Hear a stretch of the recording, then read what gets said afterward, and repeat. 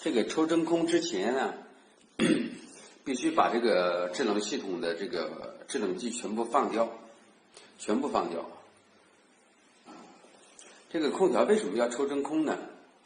因为这个在它空调泄漏的时候啊，有时候空调因为种种原因啊，它的这个制冷剂，就是我们俗称的氟，会从管道里面漏出去。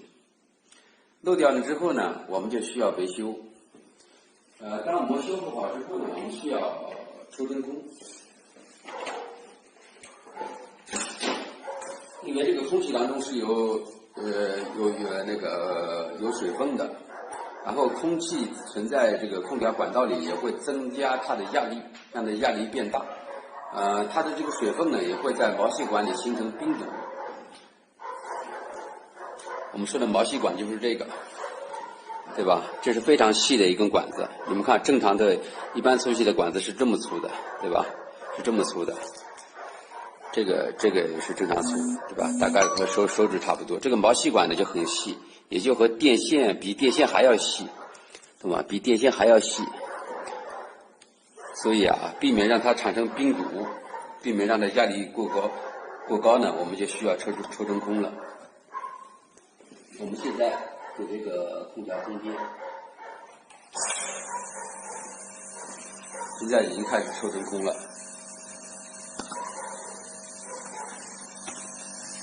看看这个地方，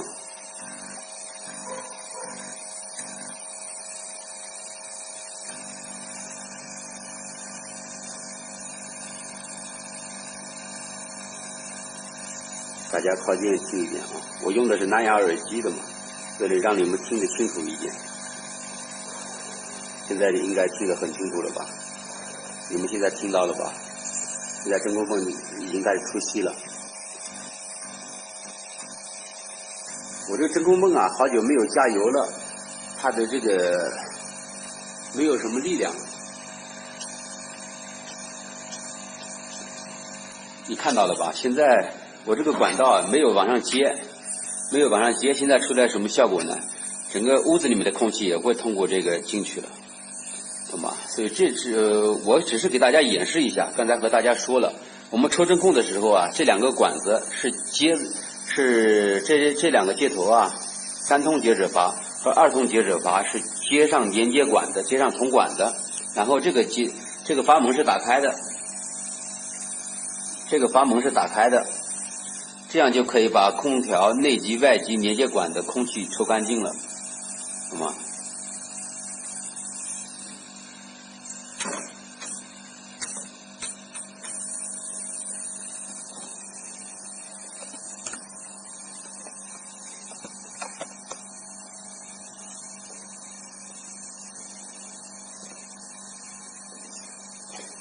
抽真空啊，我们是看这个压力表，一般是达到负压就差不多了。这个不同的空调需要有不同的时间。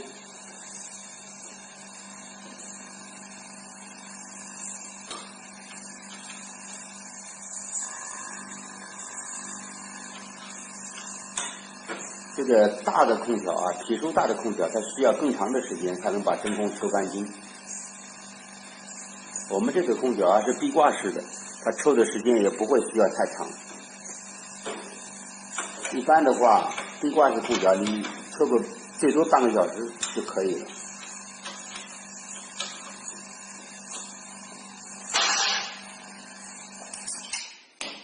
只是给大家演示一下，我们就把它关掉。这个我们仔细看一下我这个压力表啊，大家看清楚没有？现在这个指针，对吧？指向0多一点点，我这个表啊有点问题，它不能够回0了，懂吗？有点问题。它正常啊，应该是在这个0，这个白色这个地方。我们抽真空啊，抽到最后它应该能达到这儿。应该能达到这0.1，达到负一的这个压力，一般就可以了。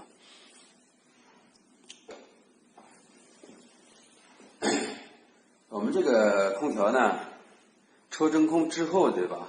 车真空的时候，这个接止阀都是打开的，对吧？然后这个管子这上面也会有连接管，这个两个同时打开，这连接管都让接上都密封好了。我们需要保压一段时间。我们车真空之后，这个压力表，对吧？压力表不是在负1吗？我们需要等待一段时间，看这个压力有没有上升。假如压力上升，那证明什么呢？证明我们这个管路系统还是有漏的地方。这个管路系统还是有漏的地方。这个空调呢，内机和外机通过这个连接管连接，然后所有管道里面，包括压缩机、蒸发器、散热器、自动阀，它全部是通的，全部是通的。只要有一个地方漏，它也会导致这个真空的压力上升。那我们抽真空就没有意义了。所以呢，我们还是要检查的嘛。